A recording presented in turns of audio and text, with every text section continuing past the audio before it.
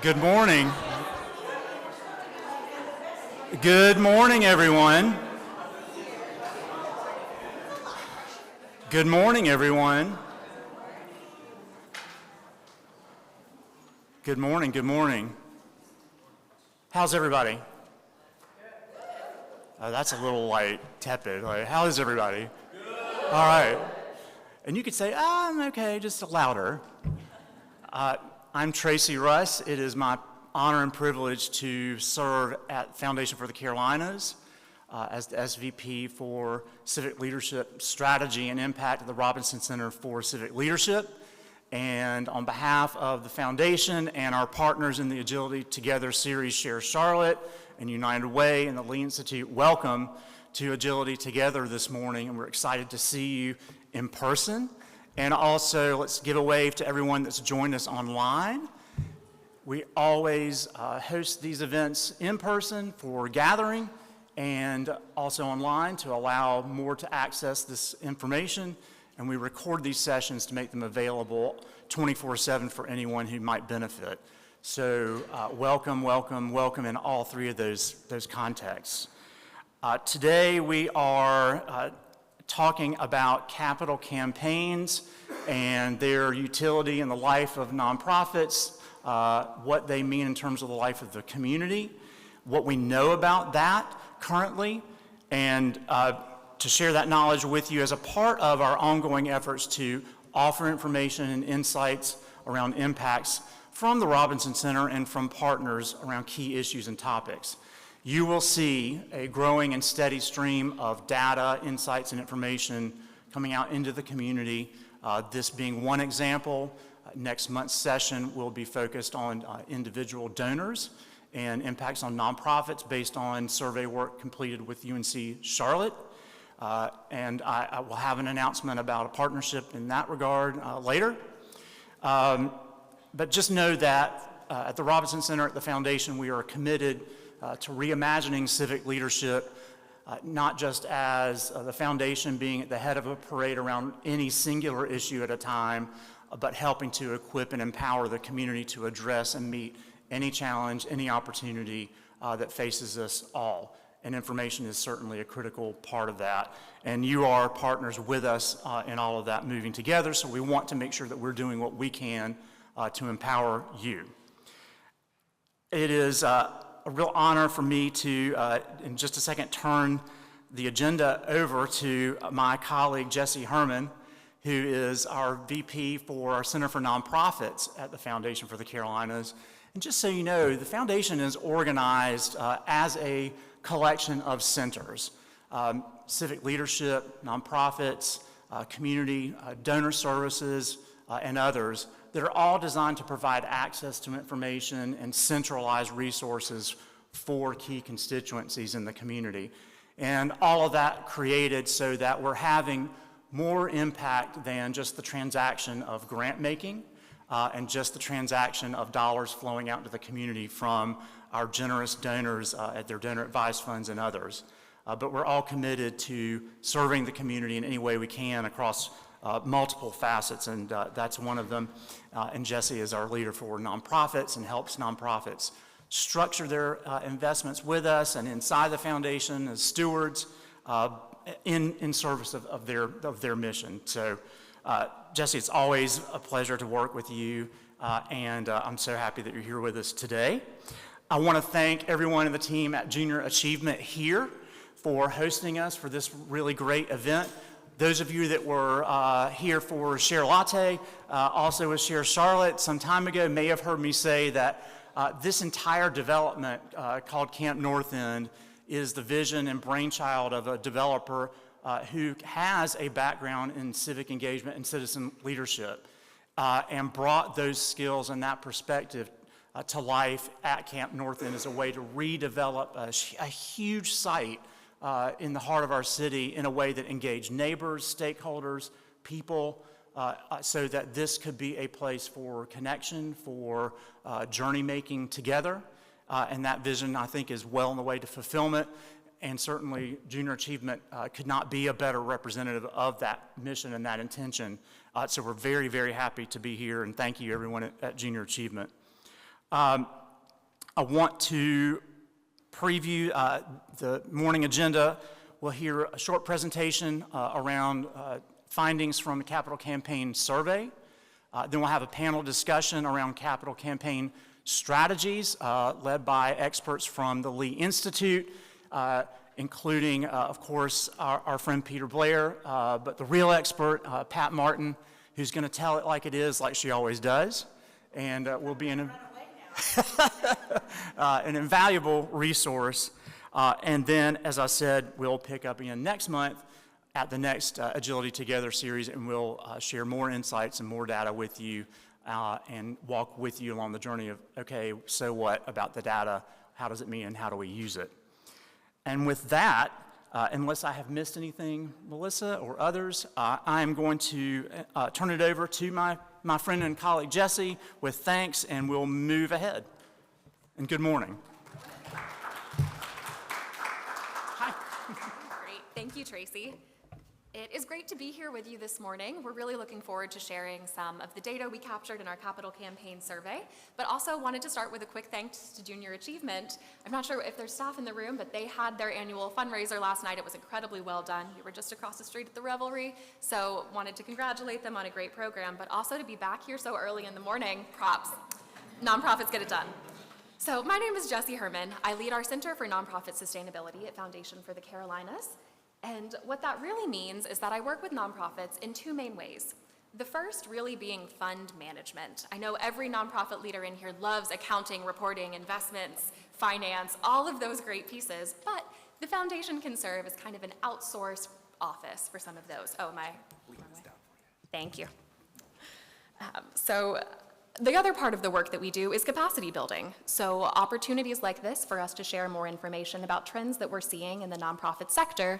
And then once we can put data and metrics around those issues, we're able to better convene leaders and dollars to help solve them. So really looking forward to sharing some time with you this morning. I'm here to be the numbers girl, and then all of it will be interpreted and shared by experts in those areas. So I'll take just a few moments to talk about the Center for Nonprofit Sustainability and to share how your organization can better connect with the Foundation's resources. We want to know what you are up to so that we can share it with our community and the funders who direct their dollars through the Foundation as well. We'll talk a little bit about how we operated our survey this year because it's different than we've done in years past.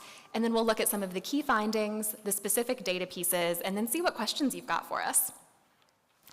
So our Center for Nonprofit Sustainability really is here to serve as a thought partner. We, of course, are here to help direct with those individual dollars, to think about your investment policy statements and the different ways you can diversify revenue. And we have a lot of different fund types. If you want to learn more, find me afterwards. Happy to share about how those work. But we work with around 500 nonprofits exclusively for their fund management piece. And when we came back from, kind of being out from the pandemic, back in person, all the nonprofits we were talking to kept saying, well, I think we're going to start a capital campaign.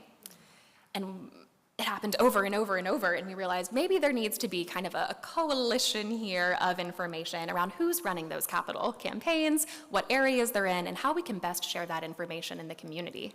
So with the nonprofits that we work with, a lot of our responsiveness comes from the things that they're telling us. So if you haven't had a chance to connect with the Foundation, we'd love to do so. We want to hear what you're experiencing and how we can serve as a partner. We do manage around 1,400 funds for nonprofits, and this isn't a number that's not as critical for a room full of nonprofit folks, but I love to share this when I'm meeting with corporate community or philanthropists. Our Center for Nonprofit Sustainability manages $1.2 billion. Nonprofits are not only making incredible social impact, that is economic impact directly in our community, and it is critical to the vitality of our city. I'm not going to take too much time on this one, but if you are about to embark on a capital campaign and would like to learn more about how the Foundation can support, happy to talk about fund management, gift acceptance, complex policies, and all of those pieces as well. All right, so jumping straight into the survey. Capital campaign definitions have changed over the past 10 years, over the past 5 years. The way that we're defining it today when we administered this survey is a time-limited campaign that is outside of your typical annual fundraising. Now, historically, a capital campaign might have just been for capital. We are building a new building. But we know that that is perhaps not as holistic. You know, that building is going to come with upkeep. You need staff who's able to manage the program. So we've seen kind of a shift in how we're defining capital campaigns. So not everyone that responded to the survey is doing a specific capital raise. So there is a little bit of flexibility in some of the numbers that we're sharing today. And we also wanted this to be a really open, participatory process. So with the survey, it was administered last summer. We had around 52 organizations who submitted valid responses, and we wanted to be able to share it beyond just the folks that the foundation works with.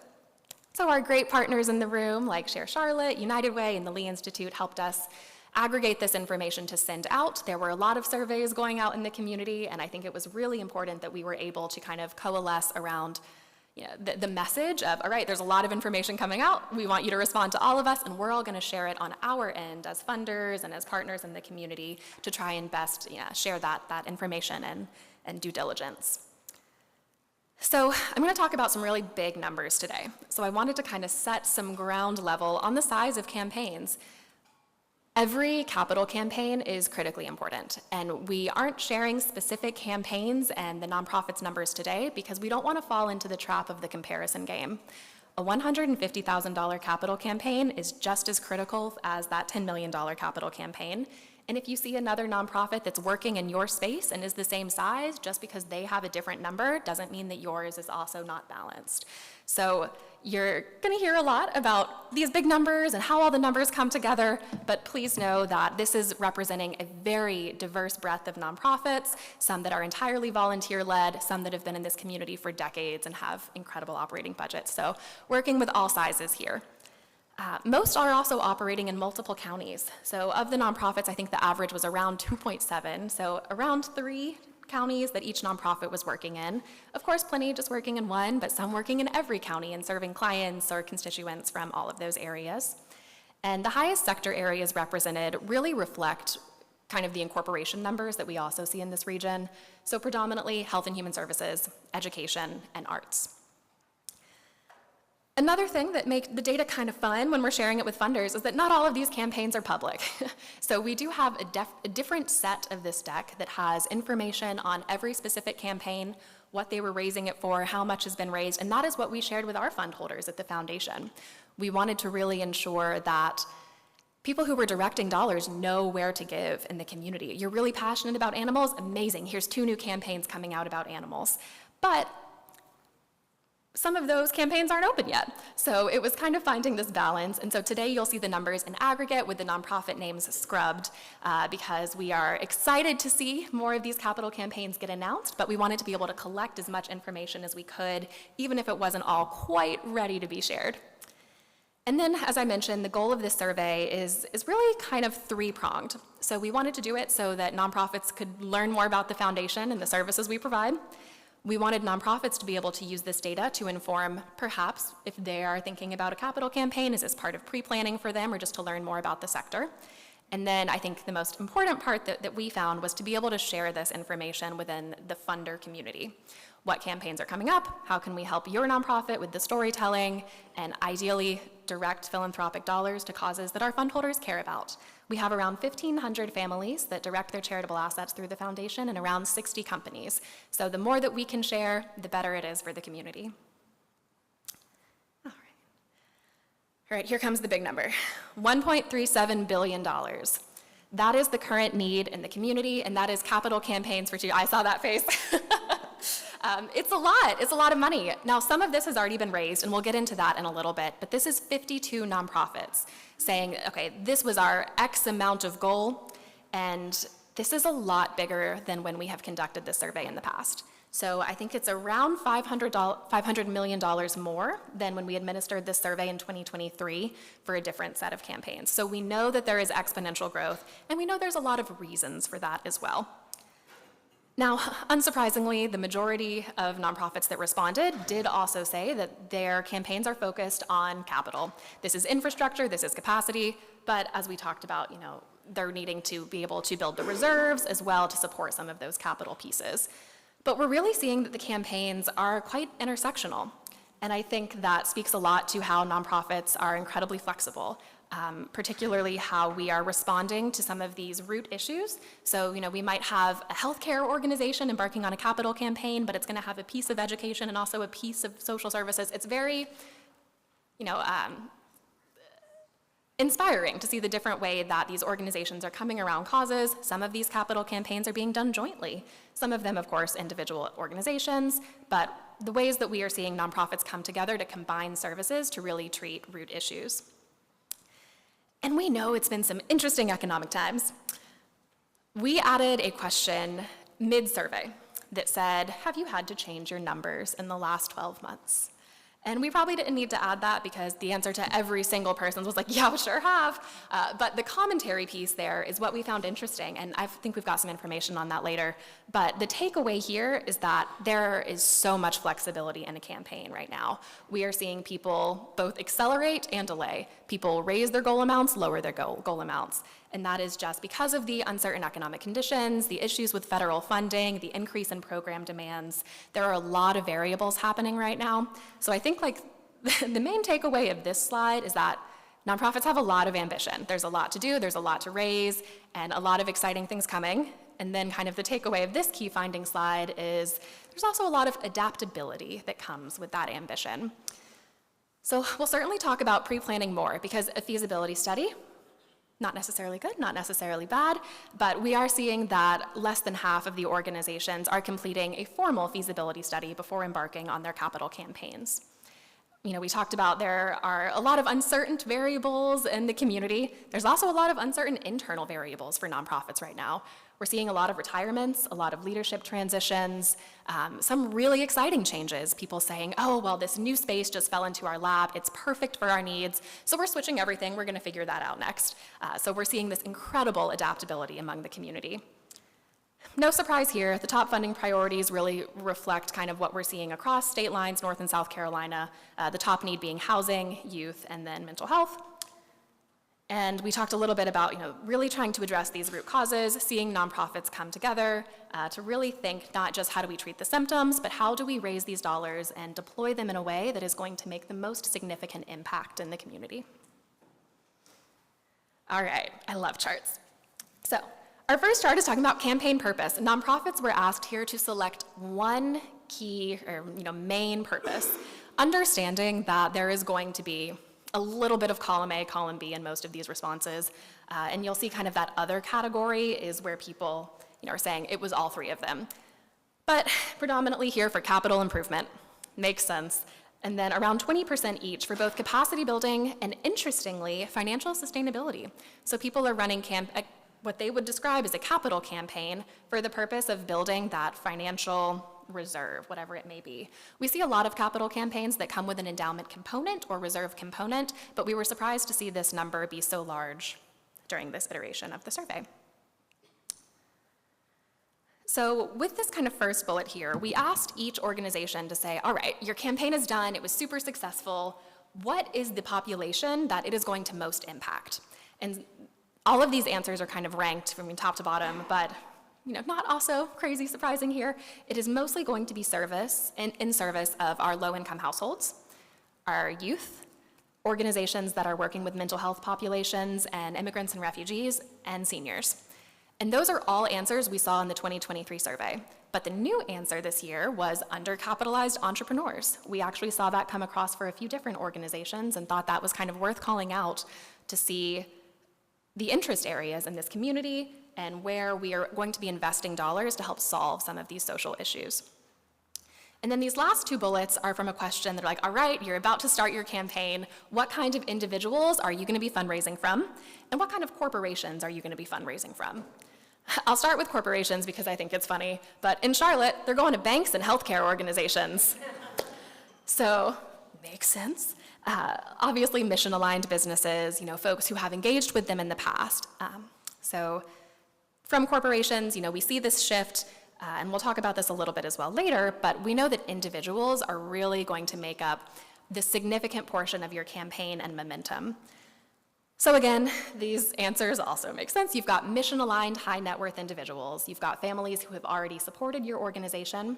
And I know later the conversation will get into, okay, how do I work with these people who are giving to me every year, but I'm going to make a separate ask? What does that look like? How do I think about the numbers? Existing donors, your program alumni, and of course your volunteers.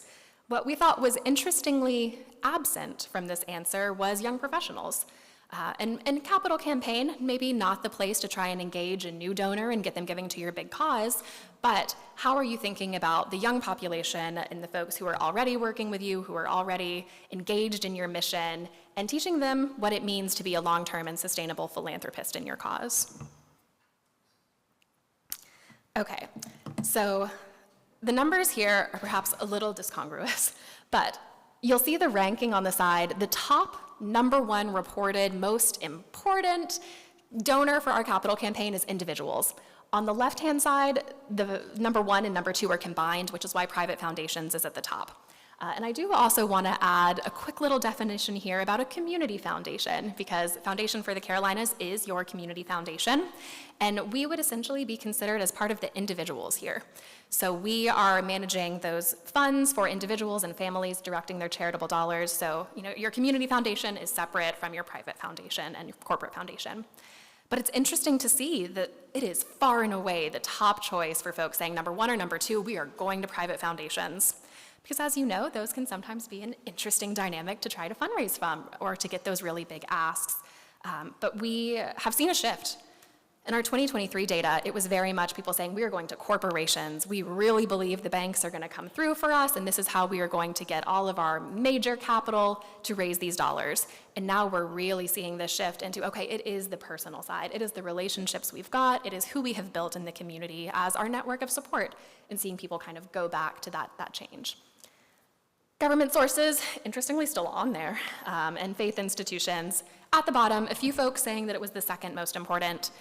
There are also some faith institutions that are embarking on capital campaigns, so really kind of a balance of who's the funder versus who's the recipient here. All right, so the $1.37 billion, that is of the 52 different campaigns that we've got. We did use the greatest value for nonprofits if they gave us a range, and a few folks hadn't totally decided their answers yet. We wanted to capture as much information as possible, so being able to get those responses, even if everything hadn't been buttoned down, allowed us to still build out as much information as possible to share with our fund holders. So the smallest campaign we saw was $125,000, and the maximum is $500 million. So some large variation there, but the number that I think is the most applicable is going to be the median. We're a little overweighted, especially once you toss out those outliers. So that $10 million campaign is about the most representative of the community of nonprofits that responded. And then, if you take out the two outliers, the average is about $14.7 million. From 2023, that average was $11.7 million, so up $3 million just on the average individual nonprofits campaign goal. So pretty significant.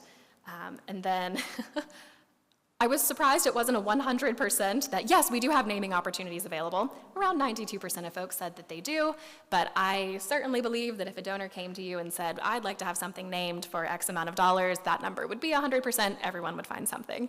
But just to say, nonprofits are really creative about the different ways that donors can support and receive some of that recognition in their capital campaign contributions. Okay, don't be intimidated. So with the fundraising by subsector information, obviously we can see there is a ton of money to be raised. Now, the green is what has already been raised in these different subject areas. So we'll start with health and human services because that is far and away where the majority of these dollars are to be allocated. We mentioned there are two outliers, so keep that in mind as you're kind of looking at these numbers and thinking what's big in the community, what's already been raised, and where does my nonprofit fall? Because there's $303 million still left to raise, that doesn't mean that your health and human services organization shouldn't start a capital campaign. We don't want this to be the, oh, there's already too much in this area, I need to count myself out or delay my campaign, whatever it may be. This is just data. Data is neither good nor bad, just here to provide information. So with the arts and culture, we see also a really significant area to raise. Most of those campaigns are a little newer, whereas some of the health and human service ones had been ongoing for a year or two. So we still see significant interest area there and capacity that still needs to be raised. Animal welfare, this is one campaign that hasn't started yet. And with the education and youth development, they're getting pretty close. So that was exciting to see, and not necessarily those campaigns were all new. So, there's certainly dollars being raised, there's excitement, there's momentum in these areas, and kind of the number on the side here, nonprofits are doing really well with terms of their goals. Now, of course, we know if you've got a capital campaign, you've already probably got a percentage that you've got committed or pledged before an announcement, so it wasn't too unusual to see these numbers kind of range between 25 to 30% of nonprofits saying, okay, we've already got this raised, this is how much, and we're gonna keep moving forward. So this is the question I mentioned where we added in halfway through, what changes have you experienced? And the answers were all over the place, which, some folks saying, well, we had to postpone, or we really had to speed it up. Some nonprofits said, it's critical now more than ever that we diversify our revenue. Others were saying, we're stepping back, we don't want to get into this competitive area right now. So really seeing different changes depending on the type of organization. We know that no two nonprofits are the same, so of course how they respond to the uncertainty is also not going to be the same. But really just trying to hit the point here on flexibility. Nonprofits have incredible adaptability, flexibility, and really focusing on the ways that we can tie this in. So things like multi-year funding, phased campaigns is going to be important as we continue to see adaptability and change. Sure. Yeah, so quite a few campaigns responded that they were also going to be using financing. So loans, bridge capital, all the different pieces, not necessarily just the money that they're raising, but thinking about collateral, how do we leverage these dollars in order to raise more. And then I think this is my last slide, but I wanted to talk a little bit about how the foundation works to share this information with our funders. It's great. We give them all the numbers. We say, here's how much is to be raised, here's where you're interested, but here's how you can be a good philanthropist. Start early, close your commitments, take the meeting quickly, pay it out when you say you will, think about how to invest in equity, think about sustainable funding. So please know that we want to be your support. As we are sharing this information with fund holders, we want to talk about what does it mean to be an intentional philanthropist and leader in this community. Typically, this capital campaign survey has been re-administered every 2 years, but we are thinking about how can we better have this information as a repository. Your campaigns are probably not going to be on a 2-year timeline, and we certainly don't want nonprofits to miss out on being able to engage both with this data and the sharing with our fund holders. So if you've got a capital campaign you're thinking about, it's coming down the line, you can always reach out to the foundation to let us know. Right now, it's kind of just an informal library that we're collecting, but will be formalized more into kind of a forum and an area on our website where that would live, should your campaign be public and shareable. And then different ways to engage with the foundation. We want to be your partner. We want to help share information where we can and be really topically responsive to what we're seeing in the community. But I'll pause there to see if any questions have bubbled up regarding the data. Yeah. What do you think are one of the top 2 or 3 things that you see from survey to survey, like where we're at today? What would you be more aware of today than you ever have? I think we continue to see exponential growth. We would expect X% year to year to year, but this last iteration really exploded in ways that we perhaps were not expecting. So thinking about the extreme need in the community, and as people are faced with more demand and the constraints are tighter, and I'm sure you guys have heard this sentence 1,000 times, but we know private philanthropy cannot make up for this federal funding shortfall. And a capital campaign may not be the correct solution to make up for that either. So how can we be really creative in responding to this increasing demand and need for the assets? So on the feasibility study piece, is that number, the 52%, different in 2023? Yeah, so we didn't ask it previously. So the number is definitely different. And again, we'll talk about what does pre-planning mean, because it's going to be different for every organization. Do you need to formally hire a consultant? We'll let the experts speak to that one. But we thought it was important, and it's something that the fund holders often ask us. If they say, we're going to give to this campaign, but have they thought about how my assets will be used sustainably? And now we have a little bit more of an answer to say, oh, well, they've engaged this person and they're thinking about this as they work on their pre-planning. So who knows what it'll look like in the next iteration, but also if you have feedback on the questions that you would want to be asked, the kind of information that you would want presented back to a funder, please let us know. This is always in flux. We want it to represent what the community needs. So makes it harder for comparative analysis, but critical that we keep responding to feedback and making it better. Future say we don't be doing this in 2 more years? Yes. There's probably going to be something in the middle that's not as formal, but yes, in 2027. All right, great. I feel like I heard from some donors last year that they had made big commitments to capital campaigns. Do you all find, whenever you're able to share, that your donors, like, how do they view those? They view them as separate? I guess I'm just sharing from my perspective. Sure. It feels like they think they're giving is one thing, and if some have given to a capital, that's some of their annual. I hear you. That is not really a pattern that we see replicated with the types of families and individuals that we work with. Not to say that that is not the common experience of what nonprofits are engaging with, but typically we see capital campaigns in addition to that annual level of support. And I think that's kind of where the education piece comes in, whether it be from the community foundation or the nonprofit, of how is this different, what is the cause, and thank you for already making your annual gift. Let's talk about the campaign. All right. Thanks so much. We're always here to answer questions. If you want to talk more about campaigns or just how to get your nonprofit in front of the foundation, find me afterwards. But I will pass it off to our next team. We do have office hours coming up. If you say, hey, the foundation seems interesting, but I don't know anybody there, how can I get to know a representative? February 26th, also March 26th, we will be at Higher Grounds by Manolo's, and that is an opportunity for nonprofits to just come out and meet our team. Ask us what questions you've got, gather all the business cards, tell us what your mission is, what your program is, just to see if there are opportunities for us to connect with resources, grant programs, and then the March 26th one will be at Change Please at the Innovation Barn. So come find us out in the community, coffee's on us, and we just want to get to know what you're up to. Yeah. So this is a tactical thing. Okay. How do nonprofits sell capital campaigns to build up reserve funding? I think I'm going to defer this one. Great question. All right, thanks so much.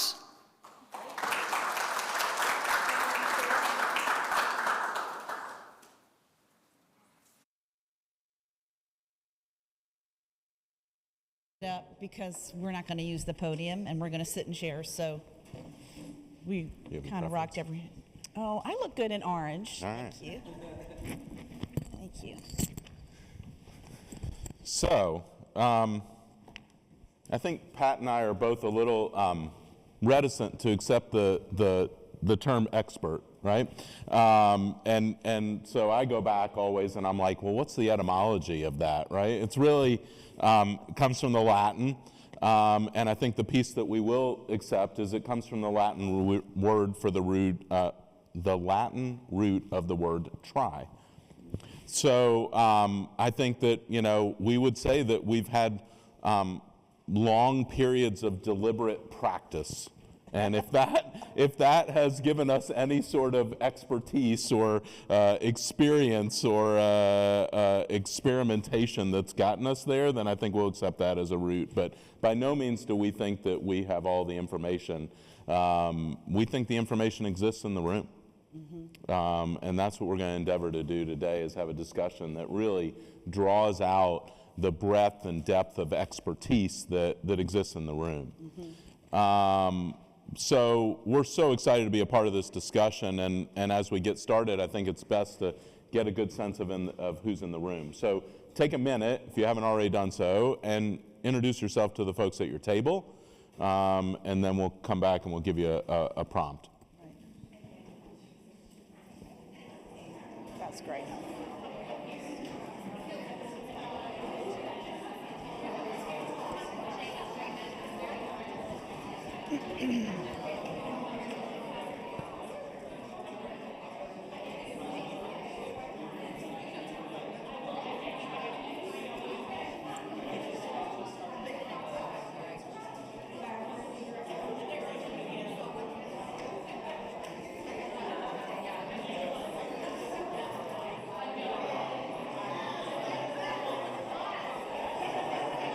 people like to talk.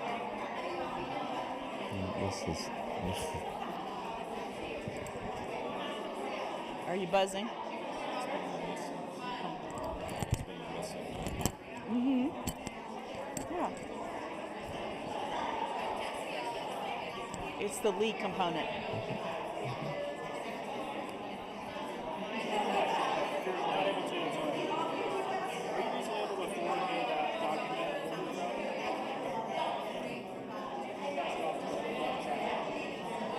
Yeah.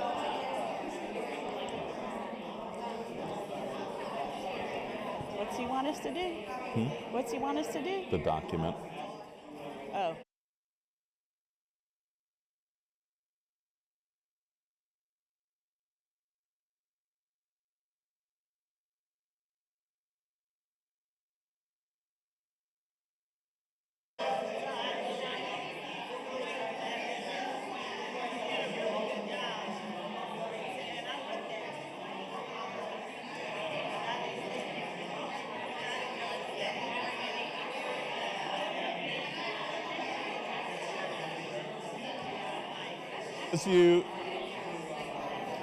As you get to know one another,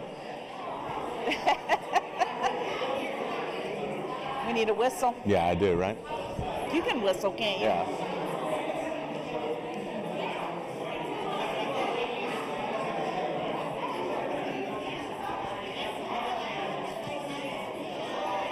So as we bring you back, Let's bring it back in. we'll bring you back together. As you get to know the folks who are at your table, this is going to be a little bit of a working component. So glad you got to know everybody just a little bit. And as you work through today, you'll get to know them a little bit more and get to know context. But let's give a general sense of also sort of who's in the room today and why are you here. So how about a show of hands if you're currently in a campaign? Wow. All right. So I'm raising my hand very intentionally because we are. So we'll speak from that perspective. Those who are in the pre-planning stages of a campaign? Okay. Those who are in the pre-planning stages of a campaign? Yeah. Yeah. Okay. What about those who are here as a funder in the room? Ooh, now we can talk about them. That's great. All right. What about those who are just here for the coffee? Okay. All right. Well, Muffins.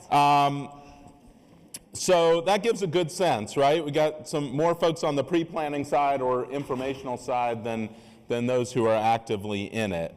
I found the responses really to today's pre-session survey and the FFTC survey to be really interesting.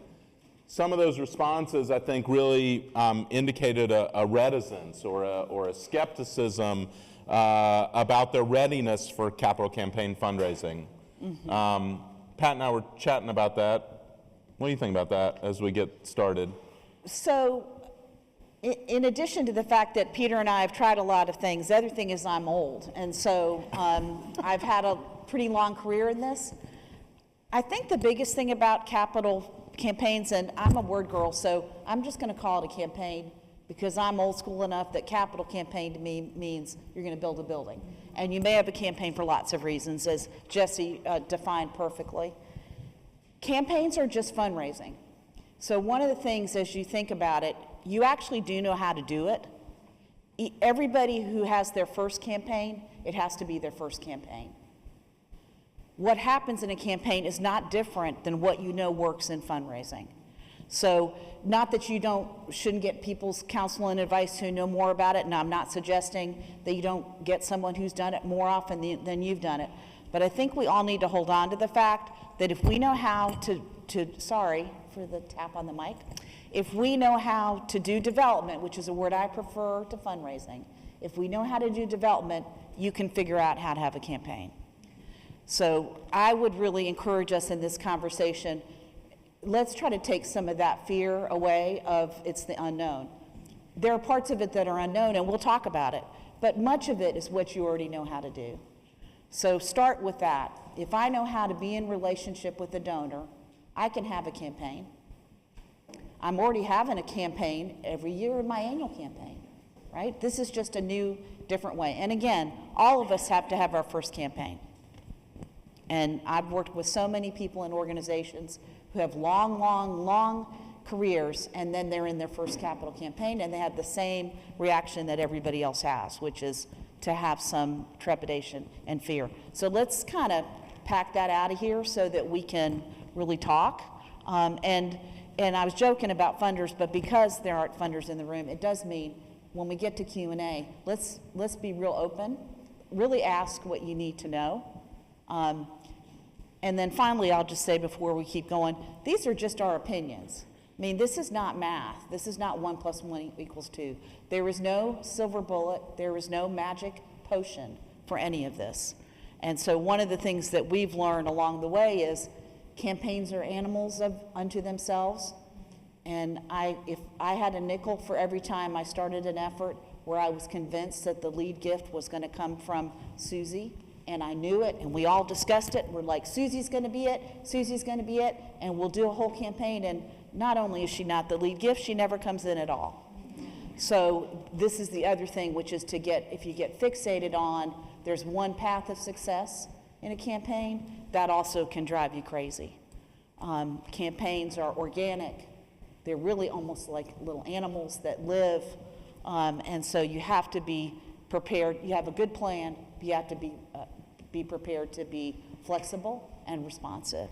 So let's get all that in our creative brains before we start chatting more about this. Love that. I also really love the responsiveness to where everyone is. And so what we saw in the survey data, both that Jesse presented and what folks filled out before today, for this session was a real focus on pre-planning, a real focus on what happens, right? How do I get started? What's this look like? And so the place that you start really is with why. Many of you are likely familiar with the piece from Simon Sinek, right? The Start With Why piece. And while it's not totally applicable to the exact place that he takes that, the thread that is really tying us together is that simple question of why.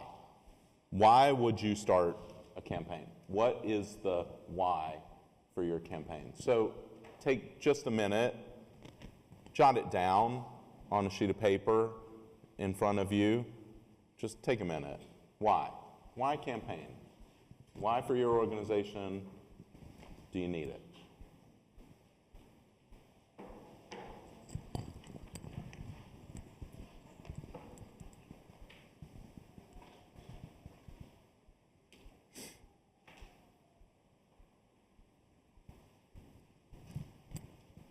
There are really loud noises, right? Okay. Who wants to share one? Who's got one? Why campaign?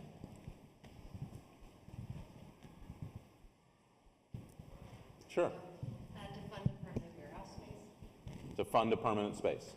Okay, so right now working from a temporary space, the campaign would give you a permanent space. Paying rent. Paying. Space. Okay. Right. Who else has one? Shout out, yeah. Thinking about the next 60 years. Say more? Thinking about the next 60 years. Okay, from an operational perspective, from a longevity like, Sustainability, the legacy. okay, It's been here 60 years soon. What happens in the next 60 years? We Great. want to be mindful of Great. the future. Great. okay. Go ahead. I want to build a pediatric hospice house. I want you to do that. That sounds great. I get it. Because every nonprofit needs technology to thrive and survive now and in the future. Okay. Go ahead. Oh, great. Thank you. Gotcha. Thank you for reminding us. I think back at the back. Yeah. Yeah, for ours was the staff and paying staff, of course, and the facility and the total operations of the organization. Right. So operational support. Yes. Yeah. Right. Okay.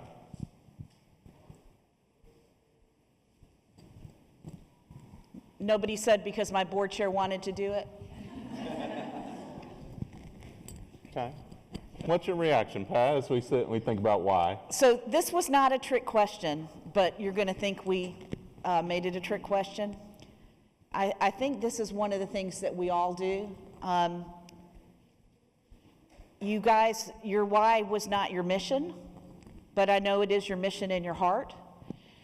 So when you think about when you go to talk to people, you know, we've talked a lot about how some of the bigger funders in town are like, oh, here comes another capital campaign.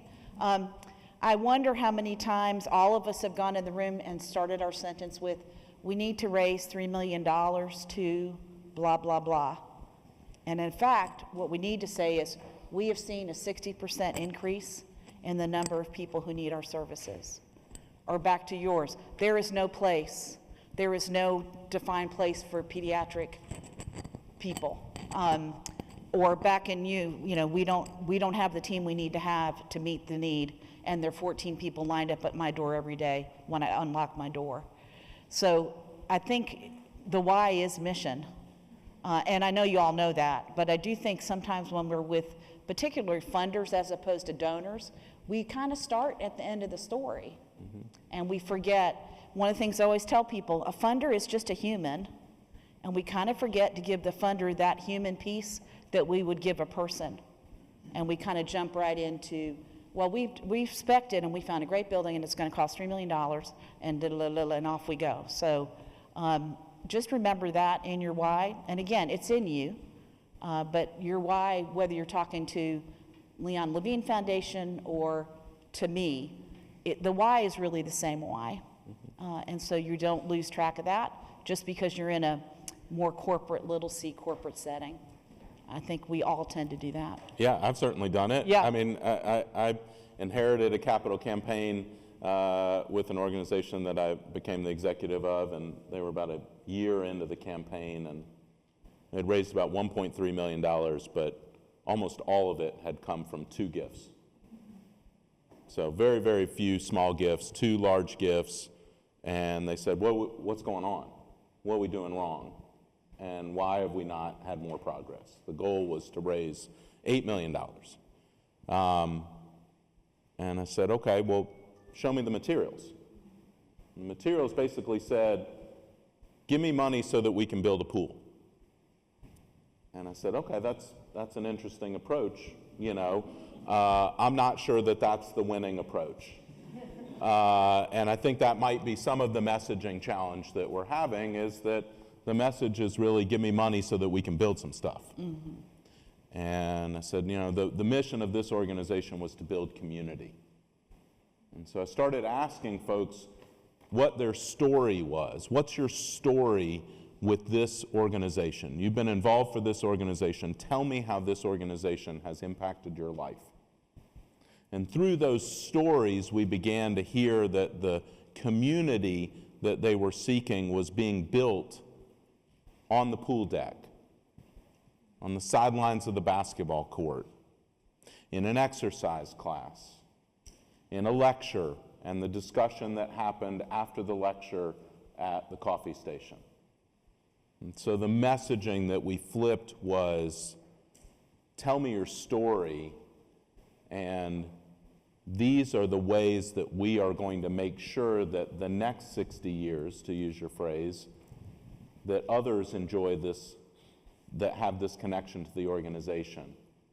But what we know is that community is built around the pool deck. What we know is community is built on the sidelines of the basketball court. What we know is community is built in the lecture series that we hold.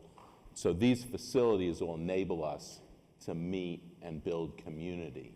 That's why the facilities come in. And so it's the same sort of piece, but that impact. So I think, you know, you talk about expertise and, you know, trying and experimenting. I think I've learned more from doing really stupid things in campaigns than I have from doing them right. 100%.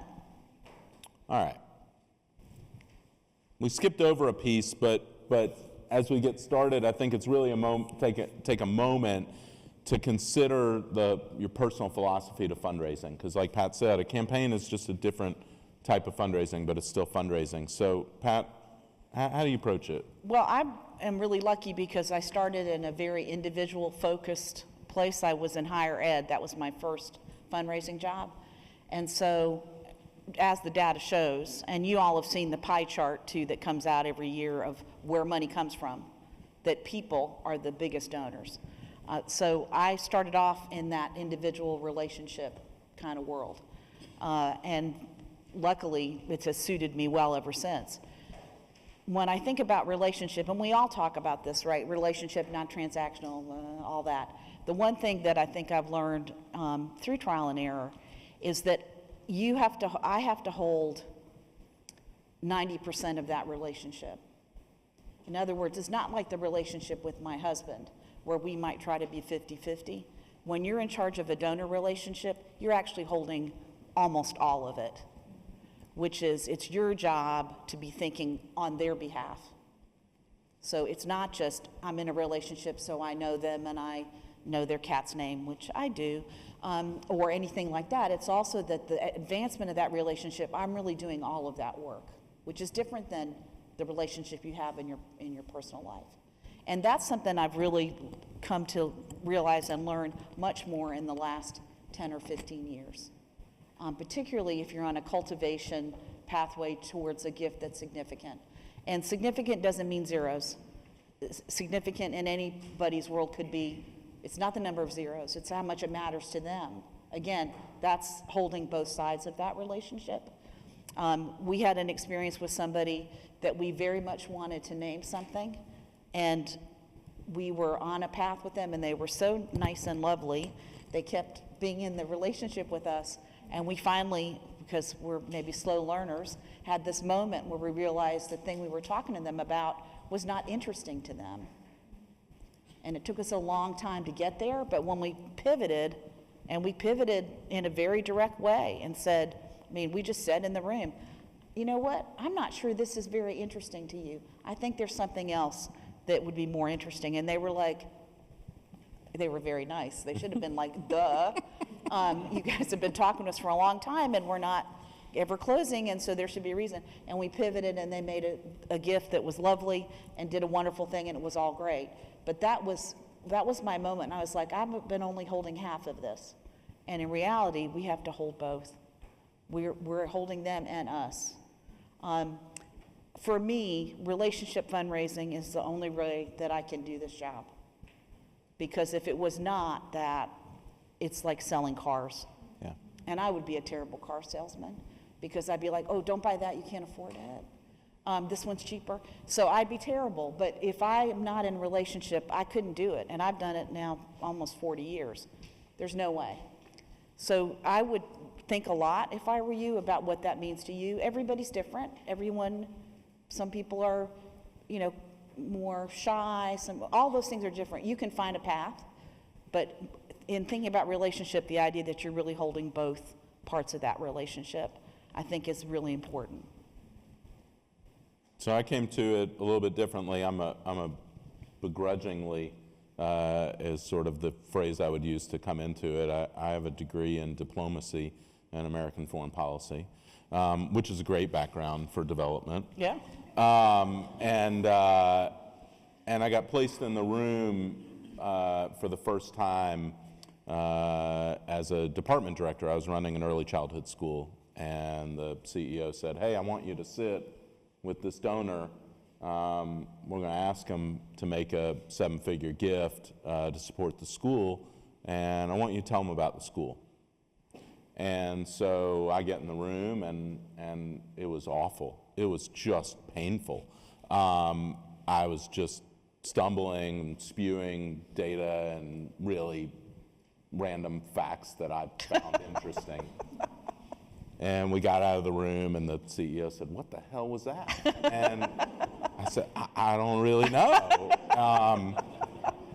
He said, well, you can't do that again. You need to sit in the room and watch as I, have these conversations. And I discovered exactly what Pat said, and my approach changed at that point. It became entirely relationship-based. I was starting a relationship with someone that I didn't have, and if the first thing I did was just spew a bunch of facts at them, that was not a very interesting relationship. Yeah. And so somebody said to me a while ago, and I've adopted it, I've said it to my kids, they said, be interested and be interesting as a person. And so I started to take that approach, and I started to be really interested in the people that I was meeting. Mm-hmm. And along the way, I tried to really understand and find their passion. Where is their passion, and is there an alignment with the organization itself? I needed to listen to them. I needed for them to articulate where their interest was, and then I needed to articulate the impact of their support on the organization or the achievement of our mission. And then I needed to change my approach to stewardship. And stewardship was not a list of things to do and then check them off on the list. Mm-hmm. It was how to be in relationship with somebody. Yeah. So at a previous organization, I used to get a stack of birthday cards on my desk every single month to write to donors who had made a contribution above X. That was the stewardship plan. It was decided before I got there. I got there the first month. They said, here's a bunch of cards. Write these birthday cards. Thank the donors. I wrote about 5, and I gave the other 45 back to the development professional, and I said, I don't know these people. Right. They don't care if I write a birthday card to them. I said, but I'll take a lunch with every single one of them. Mm-hmm. A breakfast, a coffee, a cocktail. And next year, it'll be valuable that I write them a birthday card. Mm-hmm. But right now, they don't know me, and I don't typically write birthday cards to people. I don't. That's like being a stalker. I don't think that's nice. Yeah. Has your understanding of what works and what doesn't really changed over the years? I mean, has it evolved? Absolutely. Absolutely. So, again, I think, not to be cold, I do think I had much more of a vending machine approach early on, which is I will go, I will ask, they will give. I will ask, they will give, right? One of the biggest things to learn, and you and I do this all the time, just because you thought you were going to ask that day doesn't mean you do, right? Which is, again, these are relationships. So even if on your little schedule, and now we meet with, everyone makes fun of me because it's always Sally and Susie, but now we meet with Susie, because we already met with Sally. Now we meet with Susie, and today we're going to ask Susie for $100,000 for campaign X. And we all agree, and we go in there, and we're like, no. Susie has a lot of questions. Susie is not ready, right? You can tell Susie's not ready. She's asking so many questions. Susie wants to go see the site we're going to build. Well, Susie, that's great. Let's go see. Well, we're not going to ask you before we're standing in the dirt where it's going to be. I mean, that's crazy. So I think the getting off of the idea that everything has to happen in your timeline, that's the balance of the pressure that we all feel in our jobs. Development is a high pressure job. The pressure we feel to make the goal, you have to balance that with where the person really is. The other thing is, and Peter's a great CEO for this, and you guys may have to coach your CEOs if you're a development professional, short-term or long-term gain, right? Which is maybe your best to let this develop a little bit longer, even though your timeline was that on our little timeline, this gift was supposed to come. Now, that doesn't mean that you remain in, floppy cultivation for the rest of your lives. It does mean that you're working towards something. But again, if your job is to bring them to where they want to be, which is to be thrilled with their gift, which is part of your goal, then that flexibility of saying, I'm going to wait. I'm not going to do it today. And I know my younger self 20 years ago, I would not have done that because I would have been on pressure. We got to, this has got to be done in March. This got to be done in April, or we can't be done in June. And learning that, I think, is probably the biggest change for me. Yeah, I mean, that's that real shift from transactional to relational, Yep. right? I mean, Yep. I'm thinking about, there's a donor that Pat and I have been working with for, I think we're on our 3rd calendar year right now. It might not So- be 36 months. And it's but not like it- $40 million either. Right, So it's like, right, but it's a significant gift to this individual. It's a significant gift to our organization. Yep.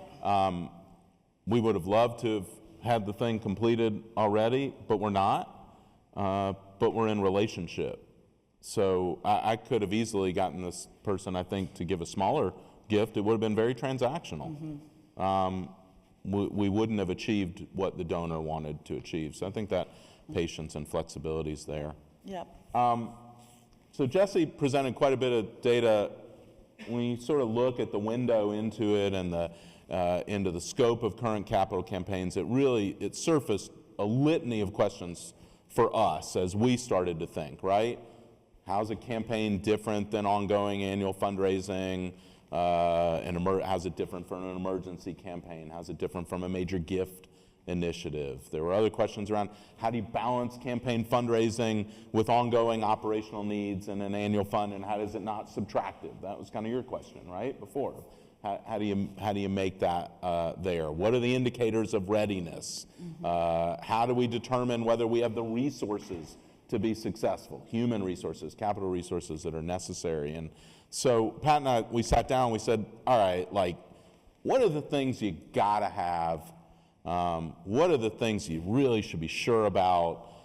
What are some of the things that are going to disrupt your capital campaign success? So, Pat, when you think about that, Yep. like, where's that land for you? Yep, so I actually wrote these down because I thought at least you'd have one useful thing instead of just musings from me today.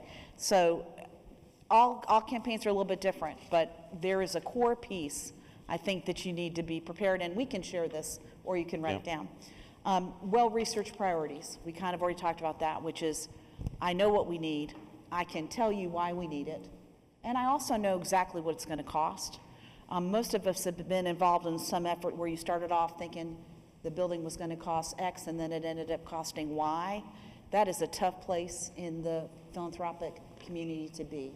So if you need to take 4 more months to make sure that you know exactly what you need and you can back up why you need it, that's time well spent. A compelling reason for support, that's what we just talked about. Mission forward, we see 70% more. If we have a warehouse that we own, we no longer have to spend thousands of dollars on rent. We're no longer at the whim when the guys decide to sell the warehouse and then we have to find a new warehouse. So what's your compelling reason for the effort? Again, if it takes a long time to be sure you're tight about that, that's great. You need articulate, visionary, and committed leadership. That includes you guys in terms of staff, also includes your board and other volunteers. So do you have people who will go with you to make this case to the community? You need to have brainstormed a list of prospects. That list should be bigger than what you need. Not everyone's going to say yes. I know, it's very sad, but it's also true. On that list, at least internally in your team, should not be, we will get a multi-million-dollar gift from a funder that we have no relationship with. So, and you will have to fight this. Every day I have somebody share with me the article they read in the paper about a foundation that has a lot of money to tell me why we should go get money because they have a lot of money. That's not how it works. It's not just because they have a lot of money. So on your list, if you need to raise $100,000, you need to have $200,000 worth of prospects, and they need to be people that when you look at it, they pass the smell test. Like, this is a legitimate person on our list. Doesn't mean you can't go try to talk to other people, but that's your part that says we can get there, right? You need to be pretty strong annually. Peter and I both have been in situations, you probably have been as well, where people do a campaign to try to help with what is an annual problem. So you need to have a strong base of annual support. Doesn't mean that they all need to be millionaires. It needs to be that you feel like you can get your annual campaign pretty much every year. We can get it, we can do it, we have people that are with us, we have a family of donors. You need to have that. And here's the part that's the tricky part. You need to have some stamina. So campaigns are different from annual in that they go on. They are marathons, they're not sprints. And I've seen that everyone I've ever been involved with has always taken longer than we wanted it to take. So you need a really good plan, but you need high flexibility. Again, they're organic. Things change, people change, donors change. So you still need a plan, but you need to be willing to be organic about it, and you need to have stamina for the long road ahead. They don't go as fast as you want them to go. And that's just the nature of the beast. Yeah. Yeah. So take a minute, score yourself on that.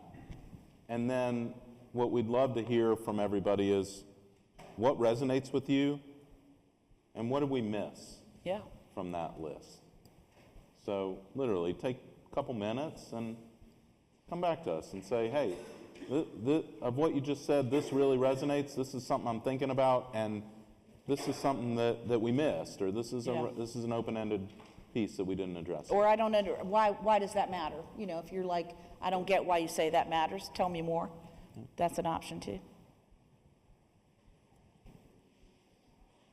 I do think we need hold music while you guys are thinking, so.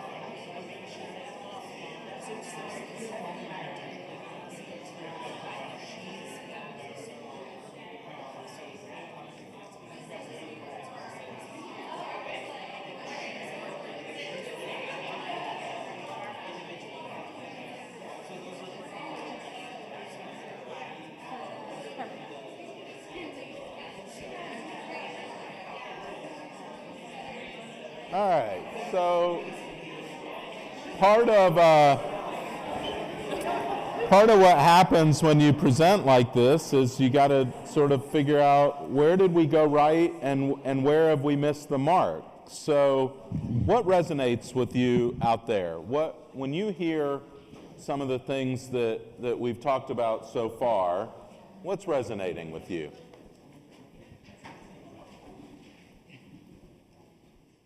Lots of good discussion. Who wants to share a little bit about where you were taking it?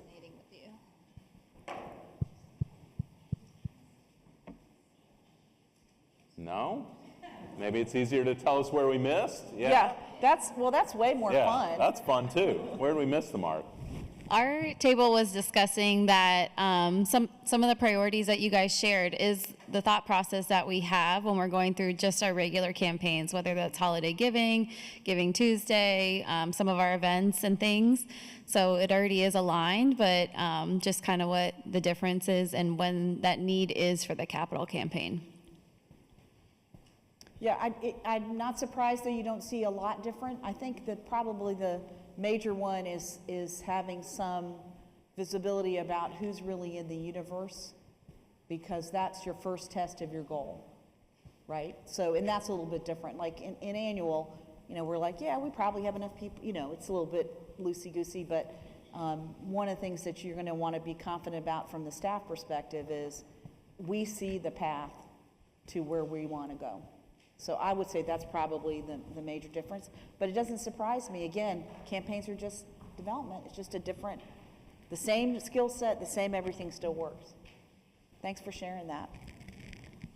Yes, at our table, we talked about, or we really agree with everything that you said and appreciate the strategies that were shared, but several people had a need to hear a little bit more about grants. And you started, right before you ended, you said something about grants, Yep. but we do see that is a strategy that we would need to apply for our organization. Okay, great, great. You want to start? Grants? Yeah, I mean, boy, this may be an unpopular opinion, but I don't love grants. I don't chase too many of them. I certainly don't chase them if they're below a dollar amount where the due diligence that I have to do in performance of the grant on an annual basis adds up to more than the grant award itself. So I had a mentor one time. I was appointed the chief operating officer of a huge nonprofit, operated from 7 different sites across the state, and he brought me in and he said, okay, your spending limit's $1,500. You don't get to authorize any expenditure over $1,500, and don't you dare couple a bunch of them together of $14.99s to get to where you're trying to get to. It's $1,500. I said, okay, understood. He said, and that goes for meetings too. And I said, what do you mean?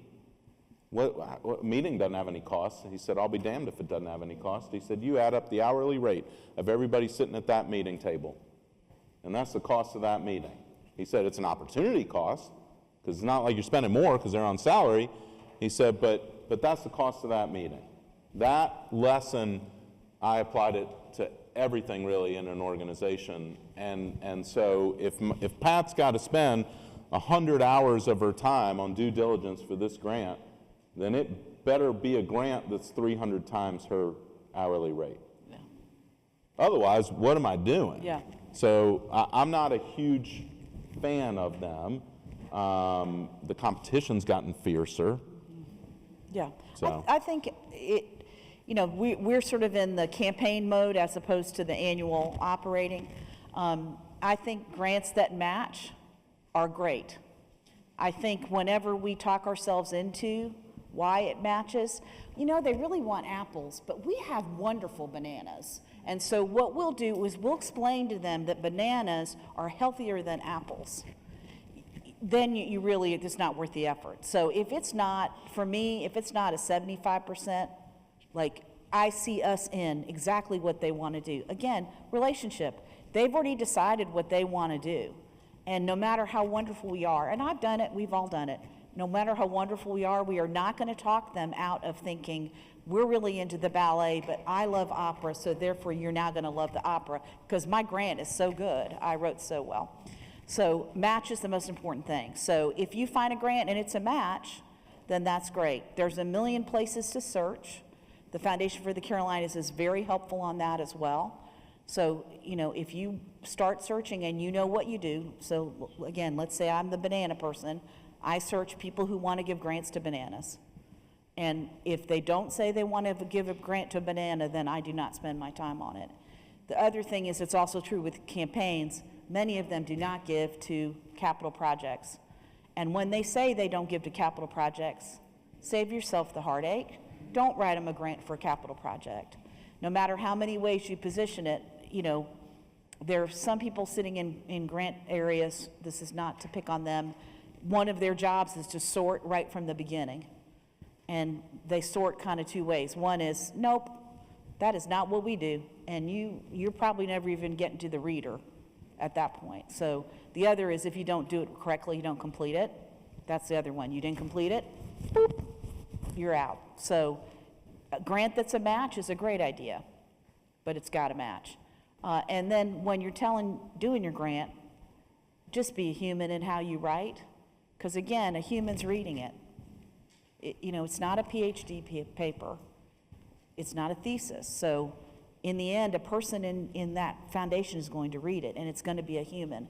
And when you say we have 600% more kids who need shoes, they're human, they're going to respond to it. So don't forget to tell the human story would be my other piece. How's AI changed that, Pat? Oh, I'm the wrong generation for that. I use AI to get to word counts and character counts. It is the only thing that I use AI for.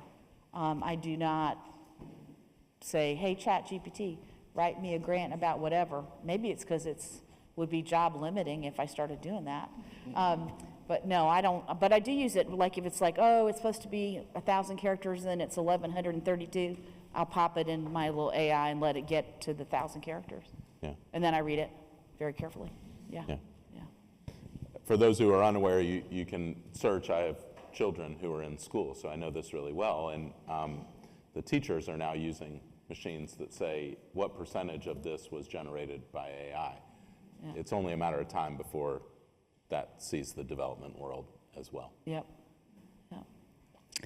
I would say that the list that you gave really resonates not only with the capital campaign, but any campaign. So I appreciate that information. If I were to add one, and you can tell me if it's different than I think you said number 3 when you were talking about visionary and committed leadership, because you were mentioning like your community leaders, your board, but I would say I would add staffing, because if your development team is not big enough, or if your development team, if you're a nonprofit where every development team member is also doing 3 other things other than development, and then the marketing part of the staffing, because you're going to have to, with social media and everything else nowadays, if you do not have somebody on the team that can market that campaign well, then I think you'd struggle. So that would be the one that to answer your question, what I would add. Mm-hmm. Yeah, staff resources, right?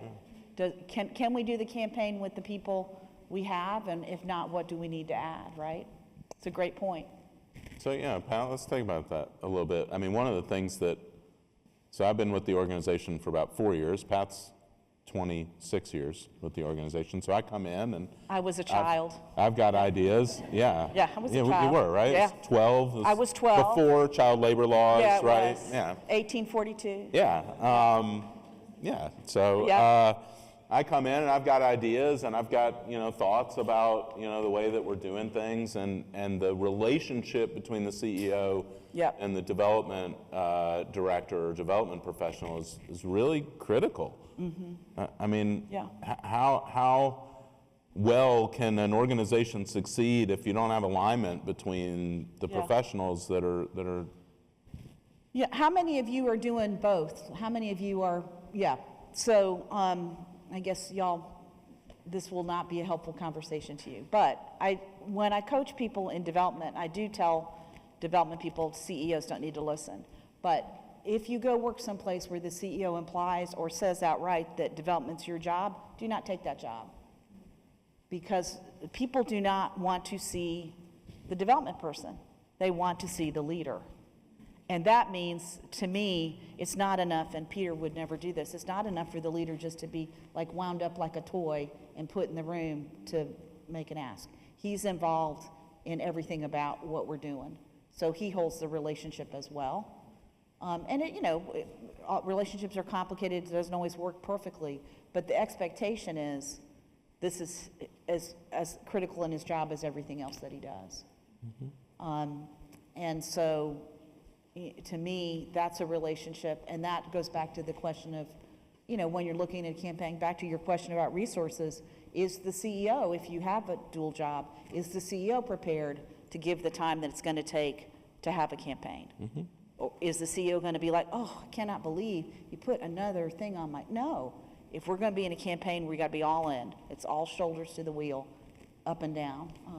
So I think that's a great point. I think it also really, really intersects or overlaps with the way that you think about how much time are we going to spend on annual fundraising and how much time are we going to spend on campaign. Right. So, full transparency, we are an organization right now, we're in the midst of a campaign. We launched the campaign in, I don't know, September or October, we made our first ask. Yeah. And our budget is January 1 to December 31. So one of the things reflected in the budget this year is the use of my time. And the use of my time is more heavily allocated to the campaign. Right. And so our earned revenue that I provide to the organization is less this year as a reflection of that time allocation. Right. You want to talk about how we thought about annual fundraising and campaign as well? Our annual fundraising has always been very fortunate to have people who do sort of these extraordinary gifts that are not our regular. And this year we took them out of the budget because if anybody does anything extraordinary, it's going to be in the campaign. So if someone gave us an extra $25,000, it's going into the campaign, so we can't count on that in annual.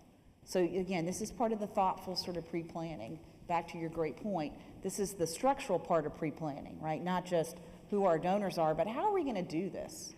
How are we going to do this? And this is where you decide if you want to have a consultant help you and how you want a consultant to help you as well.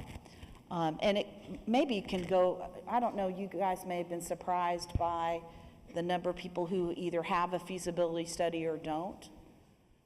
Many of you may know that the question of a feasibility study is sort of an open question right now. From a consultant's perspective, which is my perspective, I don't really, I guess, believe it's really my thing. I don't really believe in them, but you would have to make that decision for yourself. But so I would just encourage you, pre-planning and feasibility there are a lot of ways to get feasibility without doing the classic feasibility study. And my feelings about it are simple, which is I'm not going to put a stranger in the room with my potentially biggest donor to explain why I need to have an effort, right? Because that person will never have the passion that you have. So if you're not sure, you want to go ask your biggest donor. If you're in a relationship, call them up and go talk to them and say, we're really noticing that we need to do this thing. And we're thinking about it. What do you think about it? Do you think we can do it? If you want a feasibility, let it be your conversation. Now, not everybody wants to do that, and there are reasons to have a feasibility study, but it is not right now, I think, in the practice, an obvious, you must have one or you cannot go forward. And so when I saw the 50%, I thought that's what that reflected. Not that they weren't planning. But they were planning differently. So we didn't have a feasibility study for this campaign, No. but we didn't wing it either. No. What did we do, Pat? Yeah, What types of pre-planning, if feasibility studies aren't necessarily, the right term for it, what do you think, about the beginnings of it? Again, if you have a core, and you should tell your story, but if you have a core donor, like let's say you have your top 5 donors and they're most important to you, and you're thinking about something, I don't mean thinking about it and like we're spitballing, but you're along the way in the process, go sit down and talk to them. Just go talk to them and say, this is what I know. I know we have the need. I'm clear on that. I'm not exactly sure. And the other thing is, they may be super smart. They may say, oh, have you ever thought about doing it this way instead of that way? But that's how I would approach it. We have thought about who should be in the campaign. We've thought about what number they should be, that is a legitimate number for them, not a made-up number. We've thought about what the approach ought to be. So that's our planning without doing feasibility. Yeah. I want you to tell your story. So COVID happens, right? And I was leading an organization where, large nonprofit here in town, where about 94% of our revenue was earned revenue, and only about 6% development revenue, which was great while you could earn revenue. But then COVID happened, and county order said, we're not allowing you to operate. And I'd say about 50% of our earned revenue went away in 30 days. Mm-hmm. And I said, oh boy, here we go. It took 60 days. The board gave me 60 days. Cost us a couple $1 million that we had in the bank, thankfully. But I said I need 60 days so that I can be proactive and not reactive. Give me 60 days. We'll have a plan. We'll develop it together with the board. We'll come out of this. And one of the components of that was that I wrote a letter to the community, and I said, hey, if you don't come back and you don't return your membership to the organization, you don't start, sending us your monthly check like you used to, we're not going to be here for you to come back to. We'll be out of business by October at this rate. And article goes out in the newspaper, and I get a call the next morning on my cell phone. And I pick up the phone. I don't recognize the number. I don't have it recorded in my phone. I pick up the phone. I said, hello, this is Peter. And on the other end of the line, it's Leon. Leon's pissed. Leon and I had a great relationship of blessed memory. What an incredible human being. And he said, you should have called me before you put this letter out. Said, I'll always be there for you. Mm-hmm. You should have called me. We should have had this discussion. He said, but I'll give you $500,000 if you can raise $500,000, and I want you to announce the campaign tomorrow. And I used an old Yiddish expression that Leon knew, and it translates as, I need this like a hole in my head. It works in many cultures. Works much better in Yiddish. But I said, I need this like a hole in my head, Leon. I said, I can't announce the campaign tomorrow. I said, I might need to call your kids. They're also big supporters of the organization. I might need to actually tell them. Let me not repeat the same mistake I made with you. Mm-hmm. Let me tell them that we're going to have a campaign. I said, I don't know, I might need to think about the name of the campaign. I might need to have like a donate button on the website. I might need to inform my development director that we're going to have some money coming in. And he or she would appreciate that, yeah. I said, give me 2 weeks. Leon, ever the negotiator, said, you got 10 days. I said, I'll take it.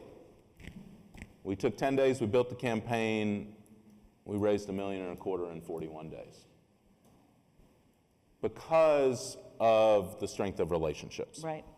So that other failed campaign, the $1.3 million that I talked about before, we actually raised 6.1. 8 was a number they had made up. Yep. Some feasibility person had told them they could raise 8. They said, great, we can raise 8. What's the path to 8? I don't know, but you can raise 8 because we talked to all these people and they said you can raise 8. Yep. So we raised 6.1. It was hard. It was really hard. I didn't have the relationships. That $1.25 million in 41 days was just picking up the phone and calling people that I knew cared about the organization, explaining to them the situation that we were in, and pointing them to the ways that they could contribute. What that 10 days enabled us to do was to develop a 3-pronged approach to bring back to him for a proposal. One way was, come back in the way I asked you to come back. Return your membership. Leon matched the first 12 months of their membership fees. The second was become a supporter of the organization. Don't just be a member, be a supporting member. There's a donation amount over and above. Leon will match the difference in the donation amount. Or make a donation, Leon will match the donation. So we gave 3 different ways for people to participate because we had some thought, we had some relationship with the individual who was our largest supporter. So. And, you know, in that story, because we all know who Mr. Levine was, Mr. Levine does not need to be in your story, right? You have somebody in your story that would want to be the first call, not the last call. I want to say one thing, and then I want to come back and ask you what else you guys want to know, because we're going to run out of time.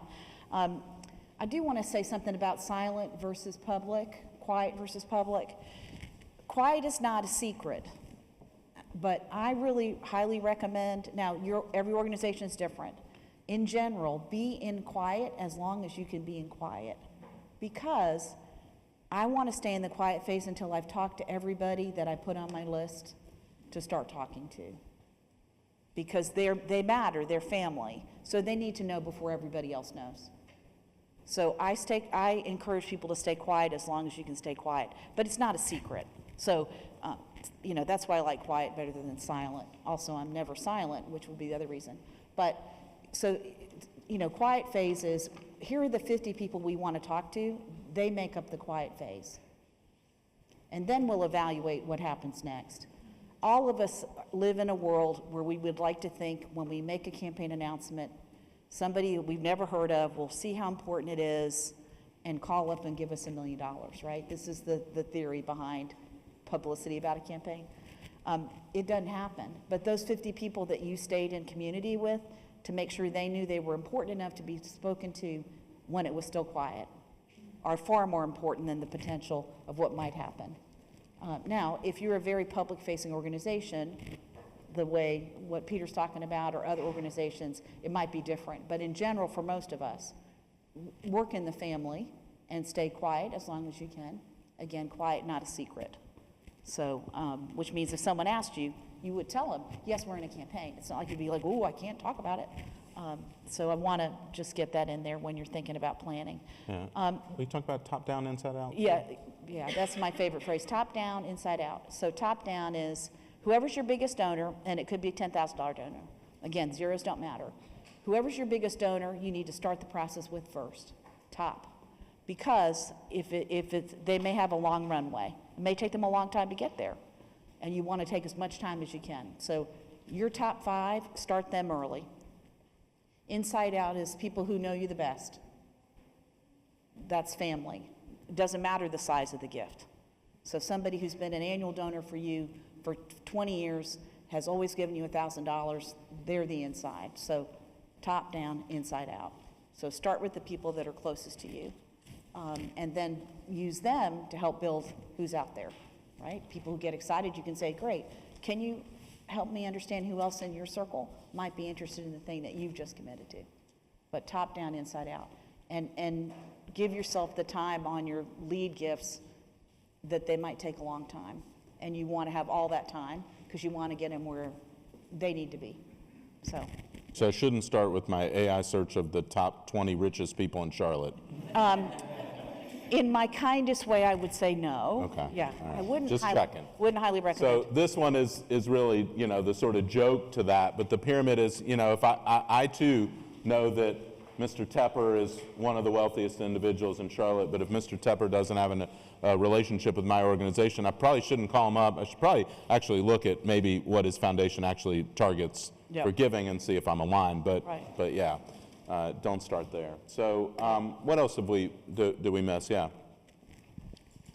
Taking questions? Yeah, Let's go. Let's just spend time. I got questions. at least 3 within this. Good. Because you opened the door about something that I was going to wait to ask a question about, but multi-questions. I've heard you also mention about, I think you told a story about you came in and they were a year into their campaign. So one question would be like, what is the longevity of a campaign? Because like, I mean, there's exhaustion after a year, so I can't even think about that. The other thing is wisdom on running a capital campaign if you already have tons of campaigns throughout the year. So, you know, I just think of like August through December. We do a Black Philanthropy Month campaign. We do a monthly giving campaign. We got Giving Tuesday. We got end of year.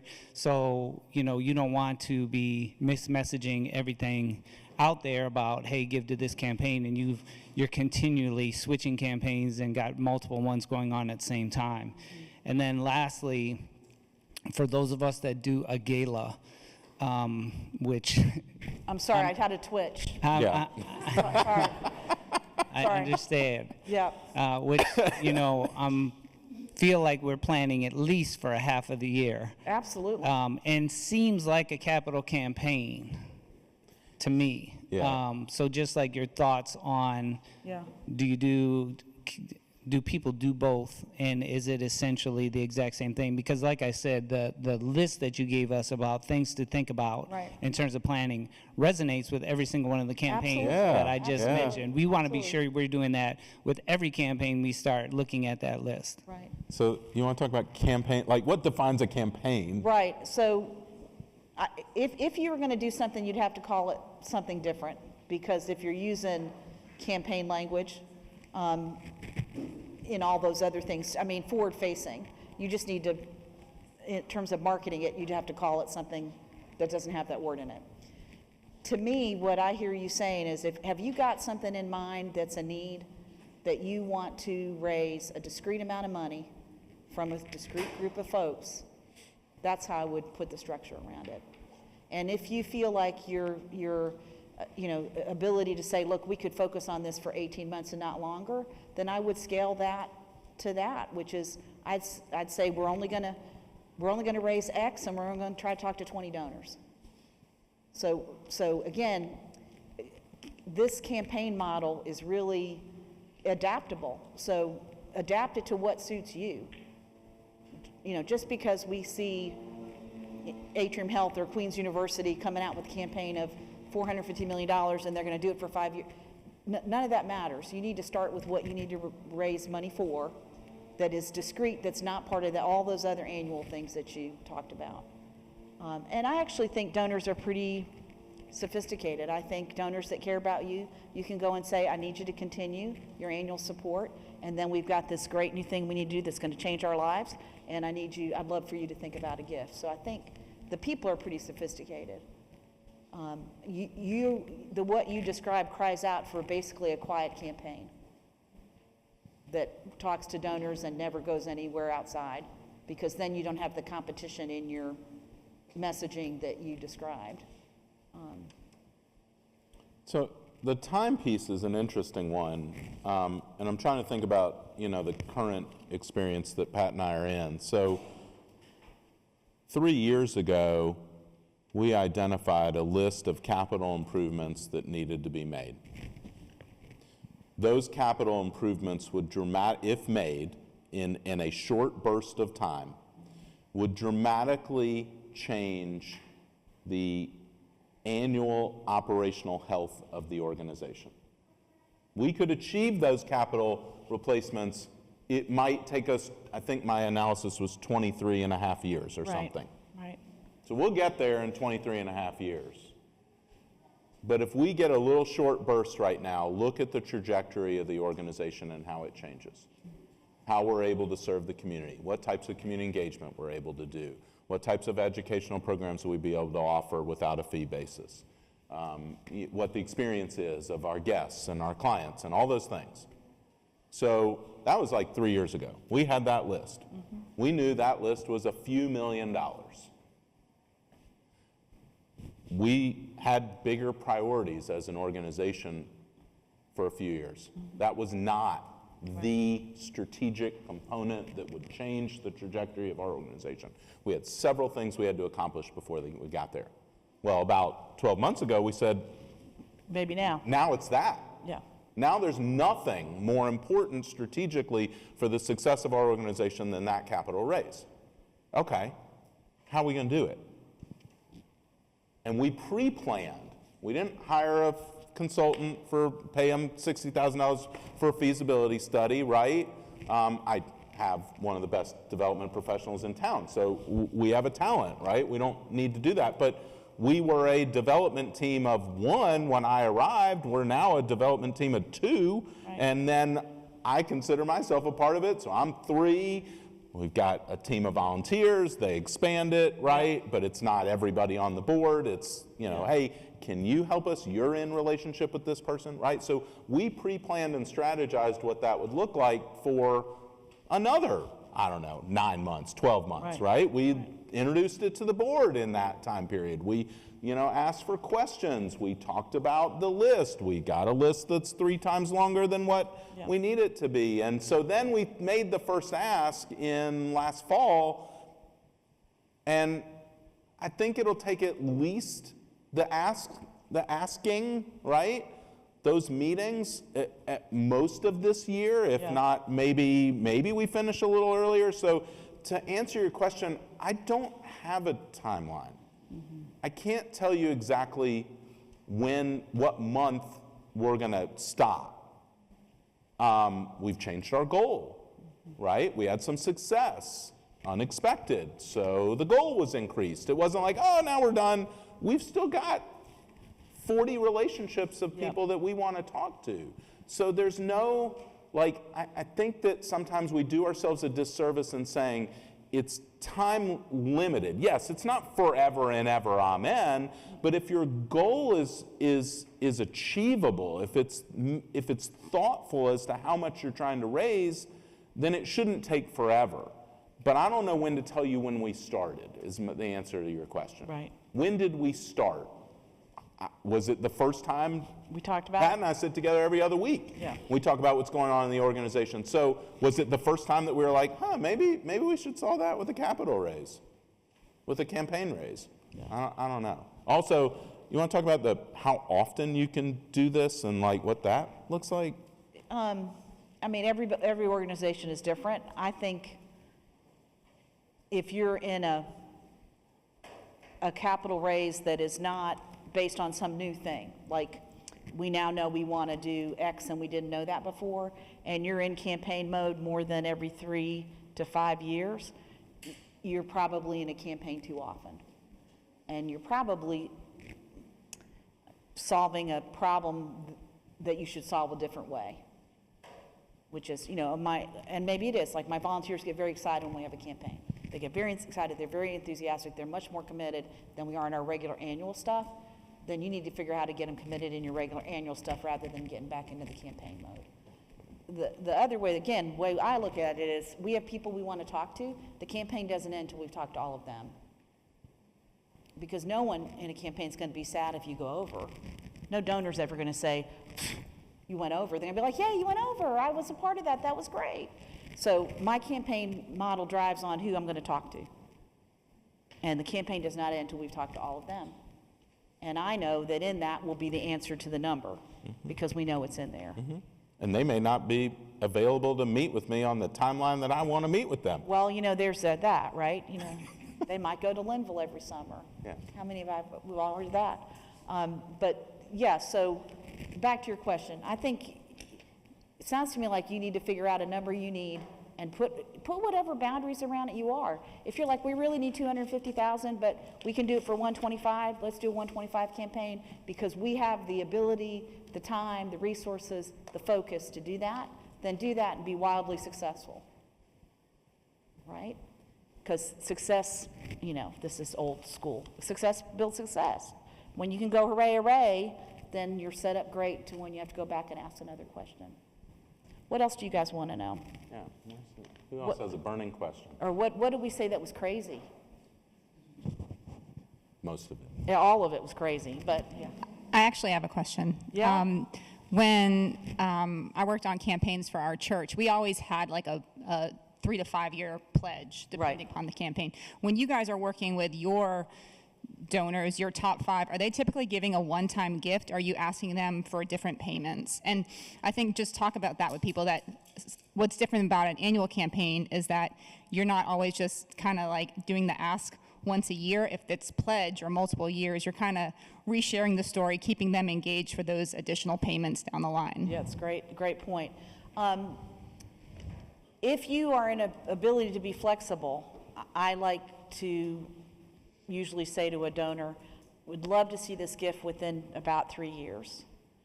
But certainly if you need to take longer, that's fine. It depends on what you're doing. I mean, if you're building a building, you have to have the money, there's more structure. But if you're in a situation, or you're economically able, you know, there's a great donor in Charlotte, God rest his soul, and everything he did was on a 10-year. But everything he did had lots of zeros. So you're like, yes, I will take it over 10 years. Because I would rather have, this is back to short-term and long-term. If, you know, if you're going to take 6 years to pay a pledge, I'd rather do that than get what you can give me today. But that's that economic relationship with what you need money for and how it's got to pay out. I'm a big fan of encouraging donors not to think of it that they have to be 5 years of the same size. That feels like you're paying your electric bill. Doesn't feel like philanthropy. I did it again. So if you'd like to make a bigger gift this year and smaller gifts next year, I mean, we're in the modern world. We can track that. It's fine. So people don't feel trapped, like rigidity on their side, like, oh, we have to do equal amounts over whatever, you know. So if you can economically do it, I think 3 years is great. Everybody understands that. But be prepared to let people go longer if they want to go longer. I like to make sure the donor understands the impact of the timing of their pledge disbursements. That's a great point. If it's going to make a material difference to the organization, they need to know that. Yep. If it's going to save the organization money, I want them to know that. If it's going to, you know, for us, we're buying major pieces of capital, and I know that some of those pieces of capital have an accelerator built into the model of 5% rate increase on that compounding every year. So if you're going to pay me out over 5 years, well, and I need the money to buy it, then it's going to cost me 25% more 5 years from now, or it's 28% or whatever the compounding is on that, right? To get there, I want them to understand that component of it. And Pat's right, also the flexibility for folks. You know, if I make a multi-year campaign pledge to an organization and I know that my last payment is in 26 and you're asking me today, and I'm like, I don't really want to give it to you in 26, but I'll give it to you in 27 and 28 and 29. Right. So that flexibility helps. Right. What else, guys?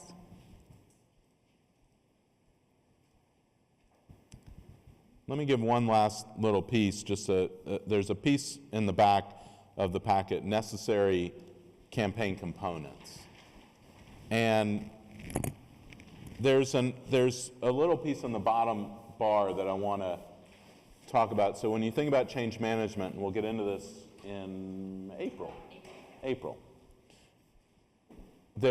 It's harder and harder as you progress up this line. It's hardest to change someone's beliefs. It's next hardest to change their attitudes about something. It's easiest to change their skill set and to provide them with knowledge.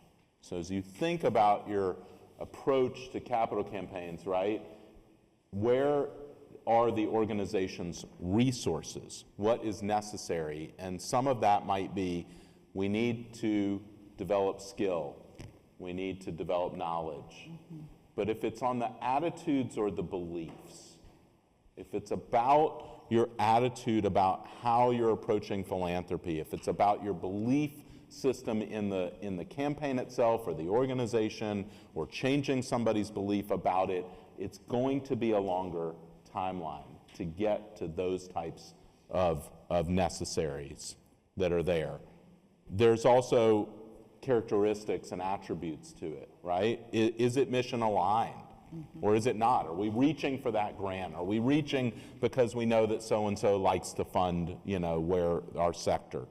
Is it a well-researched goal? There's a line item on our piece. We present to folks, hey, here's the 10 things we're trying to fund or 7 things we're trying to fund, and there's one on there, and in at least 2, maybe 3 conversations we've had so far, folks have said, validate that number.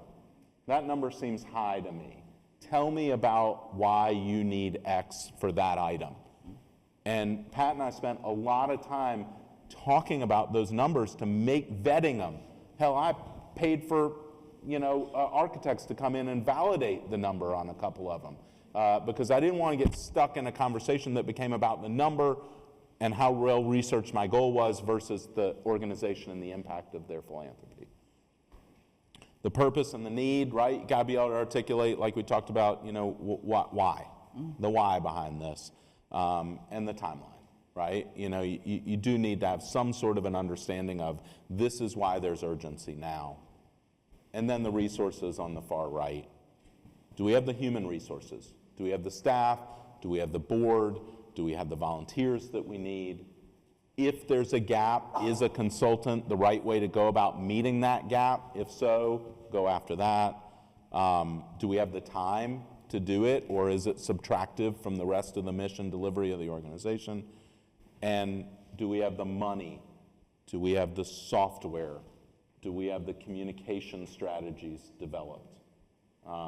Because it's not without cost to raise money, and sometimes you do need some of the software components or strategies or communication folks or what have you. Right. We are by no means experts. We've just done it a bunch of times, and as I hope we've shared, some self-deprecating stories of like getting it wrong is actually happens to everybody. A great learning, you know, if it's you can painful. not, yeah, it's painful. It really hurts, but in the moment, but it does help and is instructive. Yeah. And we're happy to have follow-up conversations with folks. So we'd be happy to, we can email, we can chat, we'll have a cup of coffee with you. If you just want to talk more about what you heard or what you didn't hear. You know, we're trying to give you an overview, but there's always more to know. So please don't hesitate to reach out to us. We are happy to share whatever is helpful. So, and again, I'll close where I started. Y'all actually know how to do this. It's because we're calling it a campaign. We're making it a thing. And there are things about it. There are structures, there are things that are different in a campaign, but the inherent part of development is the same. So if you are in development, or you're the CEO, or you're the person who does both, you already know how to do this. So get a little help from somebody who maybe knows a little bit more, but you already know how to do that because it is all built on what you're already doing with the donors in your family already. It's the only way to get there. So have some confidence that you actually, if you're going to tackle something, you actually can, because I know you can do it. But please, you know, don't hesitate. And you know, we can email, we can have a Zoom, we can have a cup of coffee. If you take me for wine, ask me questions early. I'm old, I get tired. But please don't hesitate to reach out to us and let us help you any way we can. We're happy to share. I mean, that's what I love about the nonprofit community. You know, this is in our things, we're not a scarcity model, it's an abundance model, which is what a donor does for me does not mean the donor won't do it for you, because we don't do the same thing. So there's nothing that we don't feel that we can't share and be as helpful as we can. So, great, thank you. Thank you. Oh, turn ourselves off. Yes. Thank you so much. I think I love this is the beauty of Agility Together sessions is there's so much knowledge and expertise in this community. And, you know, as we've said all along, all these topics are informed by you guys. This showed up in surveys. You wanted to know more. And so we're bringing that to you guys. So, next, can you go to the next slide?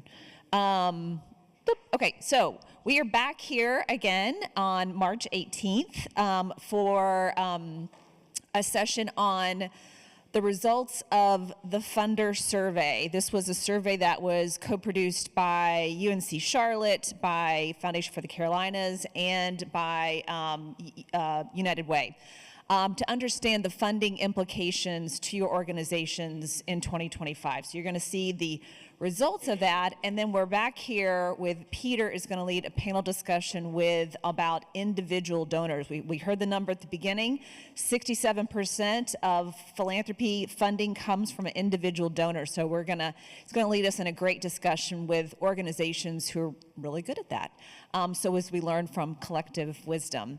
And then April 15th, we're going to Peter's house. We're going to the Duke Mansion. So, and we're going to learn about change management and leading organizations through transitions and hearing again from other leaders who have been there, done that, made the mistake, and survived to tell the tale. So anyway, thank you guys for spending your Wednesday morning with us. We really appreciate it, and we will see you back here next Wednesday on March 18th. Or if you're coming to the Share Latte tomorrow, we'll see you tomorrow. All right, bye. Oh. sure you fill out the survey that you're going to get from Amanda. It informs our future topics.